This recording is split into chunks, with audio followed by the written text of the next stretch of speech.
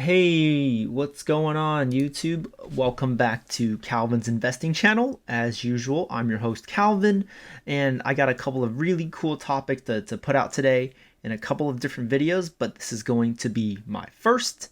And today we are going to be talking about how to really use a stock screener and really take full advantage of using stock screeners to help you with your trading strategy. If you are investing, a stock screener might not be as important, but if you are looking at day trade, swing trade, or find the next quote unquote popping stock, you can definitely use a screener such as Finviz. Some of the platforms such as Etrade and Thinkorswim also have built-in screeners that you can use, but for a lot of investors, Finviz is the best place to go. So with that being said, Finviz is completely free. You can go online and they have like a really great free platform that allows you to search up any tickers based on a variety of factors. And let's get down to it. So before we get started, I would like to note that I'm not a financial expert.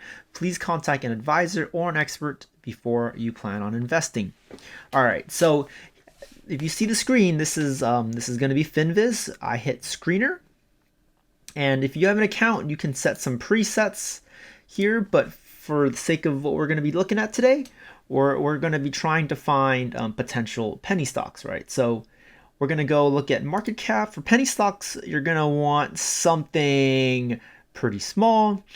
I would probably choose small. So again, anything under 2 billion.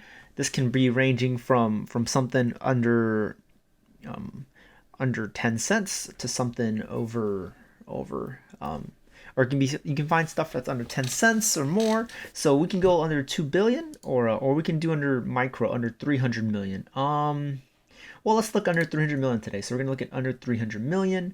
Next off, we're not going to worry about exchanges. You can use any of these. I want to do any because a lot of these tickers might not be on the NASDAQ or the AMEX. So that's what we're going to be looking at. And then the short float, you don't really have to look at the short float. Let's see, but what you do want to look at is the average volume. So I like to look at the average volume is going to be about under 500,000. We'll do under... if you want to find something that has yet to pop but is slowly building volume, let's look under 500K to 10 million, right? And then say you want to look at pennies. So we can do price, and then we can look for anything under $3. All right, so we got a cool list of companies, and then you want to search by maybe you want to sort by volume. So we can look at the highest volume, ARTL, Artello Biosciences. That's a $25 million market cap, has moved to 63% and has extraordinary volume. You can also add in relative volume if you want, but it has extraordinary volume. So we're gonna take this ARTL, put it into Yahoo Finance, see what we get. All right, so this ticker moved up $1.03 on Friday. Its last 6 months, it's been trading here, and it's exploded. So it looks like we've kind of missed the pop. All right, so another one we can look at. Let's see. Well, what else has? Let's look at relative volume. You can also add in relative volume. So this is how much today's volume is relative to the average volume. So I went custom delete. Okay, say your average volume is about 10 million.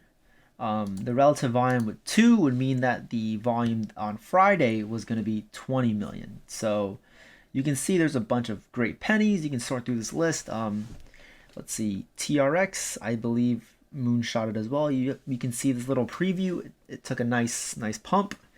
A lot of these stocks have been moving pretty well. So this using micro average volume with could help you out. And then the price under $3 or under $5 gives you a nice list of tickers that could potentially pop in either the near future or continue to see a nice run.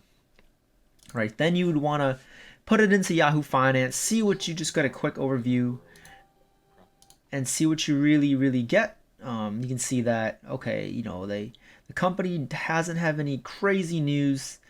You can see some articles, but you can see it's moved up pretty nice on Friday, which is and the last 6 months, the stock has more than 5 times.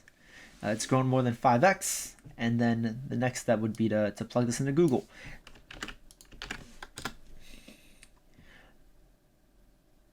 Let's see. And then you don't really see any news articles. You want to do a little bit of research. Let's see. Maybe we'll look at Seeking Alpha, see what they give us. And there's not much. So without any significant news, I would then go to TradingView and take a look at ARRK. So nothing crazy has happened. The technicals signal okay, and it's just all right. The news was maybe a buy rating, so surged on a buy rating.